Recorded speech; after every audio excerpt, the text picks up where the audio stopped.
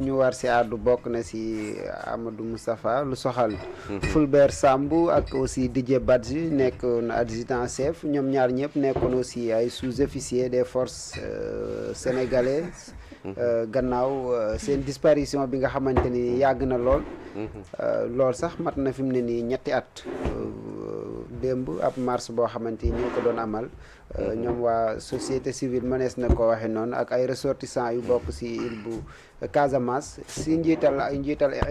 Amnesty International nag Seydi Gassama ñoom bëgg nañ ñu indi lumière si par rapport ak disparition bi am na nag yu bëri yoo xamante ni xëy na njott nañ ko si est-ce que faagaagoñ luñ leen est-ce que aussi amul yoo xamante ne nii vraiment ñi fi nekkoon xam nañ ko mais nëbb ko askan wi mais mu nekk mbir boo xamante ni nii sama laaj mooy est-ce que lu leerul depuis maintenant presque 3 ans est-ce que mënees naa leeraat encore une fois tey si nguuru Bassirou Diomaye Faye. waaw xam nga man de question boobu sax bi nga ko commencé junj. j'ai trouvé que c'était pas une question d'intérêt quoi à l'heure actuelle. waaw parce que amul solo fi mu nekk nii parce que luñ ci mën a wax aussi dañuy extrapoler rek. c'est quelque chose bu nga xam ni on ne maîtrise pas les tenants et les aboutissants. bon mais comme laaj nga ko ba noppi. bon il faut que ñu wax la ci lu ñu xalaat aussi quoi. man sama xalaat mooy. parce que li tax ma gën koo yokk it bokk na si affaire Jérôme Bandiaky. waaw non bien sûr nga xam ne moom itam njegeñaale waa APR la woon. moom it depuis maintenant mu ngi instruction yaakaar naa. def na fa 6 mois plus de 6 mois. waaw parce que loolu moom moo tax parce que dañ ko tuddaat si yu mel. xam nga loo xam ni. avocat mi ci seen bopp. toute la presse l'a relayé. même ses propres avocats. n'en savent absolument rien parce que kenn jàppewu ko woon loolu. bañ koy jàpp dañu ni dafa occuper benn kër. goo xam ne amu ci woon droit il n'était pas un ayant droit à l'occupation de cette maison boo xam ne bokk ci patrimoine bâti. buñ ko joxoon. ñu daal di wëlbati ko encore daal di gëstu ni amee na fetal goo xam ni amul autorisation. autorisation am dafa périmé. port illégal d'arme. port illégal d'arme loolu lañ ko jàppee boobu ba léegi nag. dem nañu tolloog at doog a yeewu benn suba ñëw taxaw génne ko ci circonstances yu ñu nekk nii. en juillet je pense su ma juumulee. daal di ko yóbbu gendarmerie pour l'entendre. sur des questions yoo xam ni mu ni moom du ci tontu parce que du tontu te avocat am toogul. noonu lañ ci def ba mësuñu woo ay avocat am ñu toog lu dul dernièrement biñ ko wooyee di ko inculper ci loolu. amul enquête amul maanaam procédure yi nga xam ni yëpp mooy jiitu loolu. dara amu ci donc. xam nga ni li ñu doon def démb ak bërki démb rek ak ñi fi nekkoon ñëpp moom la ñu gis te luñ ci def lajj ci luñ ci def au bout du compte les gens se rendent compte que ni effectivement bon c'est des règlements de compte politiques qui sont en train de faire ou pour distraire les Sénégalais parce que tey coow li toll na fu nga xam ne ñun duñ ñu dugal ñun waa APR nga xam ne ay camarades u Jérôme Bandiaky lañu duñ ñu dugal ci débat bu mel noonu pour ñu fàtte li nga xam ne moo fi am tey li fi nekk ni ci réew mi Sénégalais yëpp la préoccupé cette situation bu nga xam ni est extrêmement préoccupante nga xam ne on ne sait pas qui et qui fait quoi dans ce pays à l'heure actuelle le pays est en danger ah kenn xamul nu mu demain ce que demain bu ñu yeewoo lan lañ fiy fekk donc ñun tal nañu leneen lu dul di extrapoler ci lu nga xam ne nangam le juge nee na daf ko inculpé mais nit ki moom cin bënul faqul boo ko bëggee condamné wuñ ko jugé guñ ko on verra la suite nu muy indi leneen li ma ci mën a wax mooy leneen li ma ci bëgg wax mooy curieusement avec cette affaire qui défraie la chronique muy l'affaire Ousmane Sonko le Pastef les contradictions au sommet du pouvoir nga ñu yeewu benn suba automatiquement de manière vraiment inquiétante ñu gis subitement en Casamance les gens di def ay marches ak yi ñee di organiser ay conférences de presse ak yi tout un benn genre mel na benn affaire bu ñu déployer rek pour essayer de d'ameuter les Sénégalais autour de cette question xam nga ku téye argument man dégg naa saay-saay bu mag boobu nga xam ne mi ngi nekk Canada nga xam ni c'est un dealer c'est quelqu'un boo xam ni commando CFA la boo déggee ay point de vue am rek aujourd'hui il est avec Diomaye demain il est avec Sonko gannaaw ëllëg il se rapproche de Macky wala nangam ak nangam je n'aime pas citer son nom fu tooy mu takk kooku dégg nga ko mu naan dañu jàpp ñooñu Fulbert Sambou rey ko jël dugal ko ci acide ba kenn xamatul sax kenn mënul sax gis mais nit koo xam ne dañ ko rey def ko ci acide te kenn mënul gis sax restam yow nan nga xamee ne dañ ko rey dugal ko ci acide ba kenn mënatul gis restam ça pose problème et puis quand on prend quand quelqu'un boo xam ni sa waay qui s'agite koo xam ni mais il était qui a été inculpé jugé et condamné pour meurtre de l'assassinat d'un juge, n'est-ce pas, du président du Conseil constitutionnel, vice-président du Conseil constitutionnel, kooku bu taxawee di wax yenn wax yi mel ni moom dafa fekkee affaire yi nu mu demee xam nu mu demee et cetera ça pose problème. Li may daaneele mooy mais pourquoi le Gassama,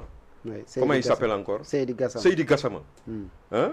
Pourquoi Seydi Gassama n'a pas parlé des enfants, des 2 enfants yi ñu rey au niveau de Yarax nga xam dañu jël cocktail molotov sànni ko ci seen bus ñu dee. Pourquoi il ne réclame pas justice pour ces 2 enfants? Et curieusement il ne parle que de Jérôme de machin Mancabou et de l'autre Mancabou sax gis ngeen ni mu demee ils avaient agité le truc de Mancabou mais ça s'est dégonflé parce que les gens yoo xam ne dañu nekk ay témoins oculaires bokk ak ñoom benn langue ñoo taxaw weddi ko affaire boobu ça a fait piche kenn waxatu ci donc ils n'ont qu'à vraiment li ñu tal leneen la dul lii y a eu des problèmes dans ce pays yoo xam ni ku ci nekk am nga ci responsabilité suñu bëggee mu leer nañu def li nga xam ne moom la ñuy xaar ci ñoom mooy dindi abroger la loi d'amnistie enquête yi dem ñu xam qui est qui et qui a fait quoi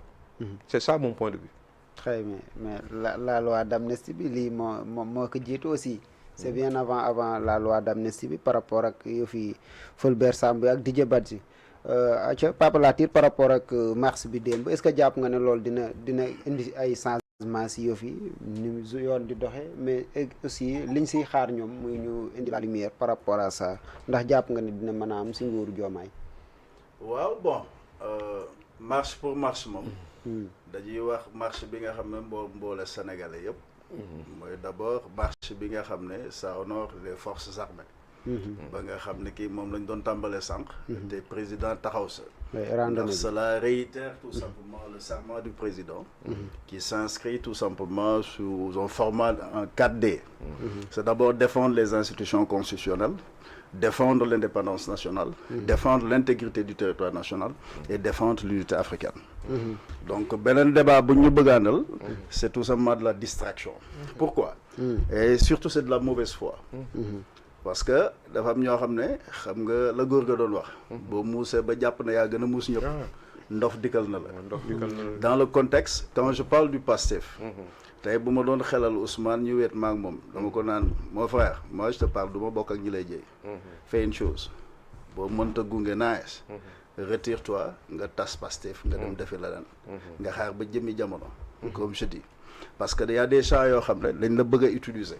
amaana y a d'autres sax ñoo xam ne liñ la yen ñoo la ko yen ba attanuloo ko parce que lucidement parlant boo gisee Ousmane xam ne il est plus lucide au sens propre du terme maanaam il est plus maître de lui-même donc loolu nag xayaan ko dégg mais li ma bëgg a wax ci loolu am na ñoo xam ne li nu bokk lañ bëgg a féewale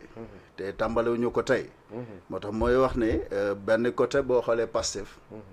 en tant qu'enseignant formateur la ma cee gis d'abord mooy day dox ci ñaari piliers la taxaw la désacralisation socioculturelle et la déstructuration politico-religieuse. Désacralisation socioculturelle mooy lii ñuy jéem a andi ba di ko ruumandaat ñu ngi jéem a andi loo xam ne dana xotti lu mel ni suñu diggante ba ñenn ñi bu ñuy wax sax diggante fële ak fële ba di ci embarqué Ousmane ba looloo ko andi loo erreur ba bu désacraliser sax lu bois sacré ndax moomu ko gënuma ko moom gënuma caa yeey bois sacré ka ko moom mooy ka ne ca dëgg ku newul ci dëgg amoo loo cay def mais buñ la ko bëggee gàddu andi loo ci mbooloo mi am na fuñ la bëgg a féetale am na ñu lay doxloo agenda boo xam ne amaandaa yow maanaam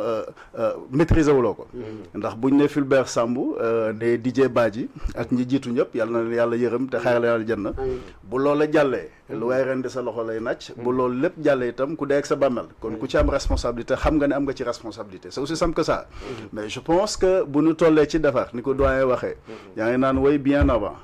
qu'importe loi bi loolu lay jëriñ parce que dafa am lu ñu def diggante période bi ba période ba la ñu la loi d'amnistie ku ko bëgg a càmbar en réalité faw nga sauteloo tout simplement ces verrous mais je pense dafa am ñoo xam ne ay erreur lañ bëgg a solo Sénégalais yi am seeni agenda tout à fait. di ci dox depuis toujours. di ci maanaam di ci tooñ li ñu bokk. maanaam li ma naan la désacralisation socioculturelle et la déstructuration politico-religieuse di dox ci ñaari mécanisme l'inculture politique et la culture de la violence. juste pour dire bu ñuy focaliser wu tout simplement soxloo sax kenn du tontu. mais boo ne Fulbert Sambou ne Didier Badji. Il y a des gens du point de vue psychosociologique boo xam ne dañoo bëgg a opérer loo xam ne mënul nekk moo tax ma doon tàmbalee ci benn affaire ne la raison d'État à l'épreuve des commence encore à l'épreuve des médiations subjectives pour un bicéphalisme inconscientionnel bicéphalisme mënula am ci réew mi benn bopp la kenn mënu ko xar ñaar combien de Sénégalais ñoo ngi noonu taxaw yal na leen yàlla yërëm autant que d'autres Sénégalais ñoo xam ne malheureusement embarqué nañ leen ci aventure boo xam ne seen njariñ nawu ci ba finalement muy ay gone muy ay mag ñi góor lañu ñi ay ndaw lañu ñi jigéen lañu ñi ay mag lañu ba ñu perte ci seen bakkan loolu la ñu waroon a fexe nag bala nga xam ne moo ko sooke comme on dit loolu ñu éradiquer ko c'est des discours comme Gatsa c'est des discours incultes au sens propre du terme parce que pour parler de Ousmane bu fekkoon gatsa ci des mais mënuñu gatsa xamalu tax moom moomu di wax bu naccee suma kanam ma dagg suma bopp bu ma naccee kanam mu neex ko mu naxee mu dagg boppam kon xam nga bu ñu bëggul alkande wu ñun ñëpp ñu torox mooy war na noo mën a xam ne gatsa xajul suñu biir ndax loolu du teggin sax ñu di ko wax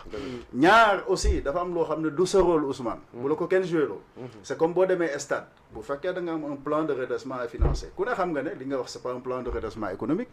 bu doon financier ngay xoolal leen mais la nga taamu sax tudd ko di ko tudd te ña ko moom ñoo ko moom ndax boo demee aljana am na fa waaye ña ko moom ñoo ko moom waaye nag tegginu charia tegginu doxalin ak fi nu weggee réew mi ak nan ñuy xoole de l'autre côté dafa dëppoo la yenn discours yi nga ñëw di ko défendre ba bëgg a jël na ñun la ñuy tabax ndax ba ngay tudd ba bëgg a tudd jàkka xam nga ne foofu njuum te mu ngi foofu donc ñi lay dugal ci loolu bëgg laa yenn programme boo xam ne du woon sa programme depuis le départ bëgg la demain ñu taxaw la devant la cour d'assises c'est plus ou moins parce que pour un procès il faut 3 éléments l'élément légal l'élément matériel et l'élément moral sur toute la ligne nee naa am na foo xam bëgguma ñu àgg fa mais c'est le moment quand même ku bëgg Ousmane Sonko da nga ko naan taawal defal ndànk yaa ngi ma dégg tegal bal bi ci suuf bul nangu ñi la bëgg a utiliser ñi la tàggaleeg sa bopp ba boo waxatee loo wax tey bu nga wax safaan wa suba ñi la tàggaleeg sa bopp ñi la xiir ca lañ la xiir téyewaatal sa bopp nga taxaw loolu sa doomi ndey moo la ko sañ a wax ndax bii pa la dugaloon génnee du la génnee bii pa ndax la leen génne woon loola la ngeen bokk a tax ak ñun ni nu bokkee waaye pour cette fois-ci dafa xejul te dafa warul la war a doon taxawaay Ousmane Sonko tey autant que Bassirou Diomaye rawatina ñoom ñu ànd je l'ai dit ici ne la ba ma bëggoon nekk président de la République ba su ma xëy gis Bassirou Diomaye Faye muy président de la République su ma xel war na mën a dal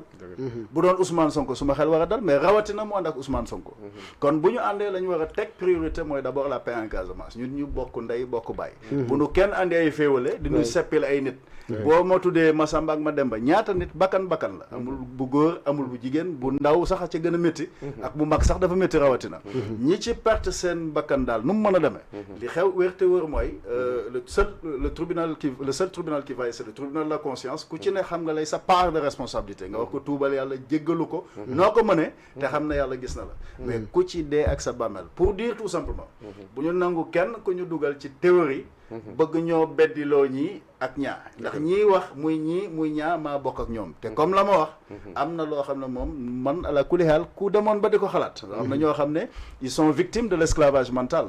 de la conférence de Berlin bu ñu delloo woon ci cosaanu démb sax mën a la seen maa ko moom boobu mën nañ cee waxtaan nga ne kii yaa ko moom waaye bu ñu demee ba loolu yëpp jàll tubaab bi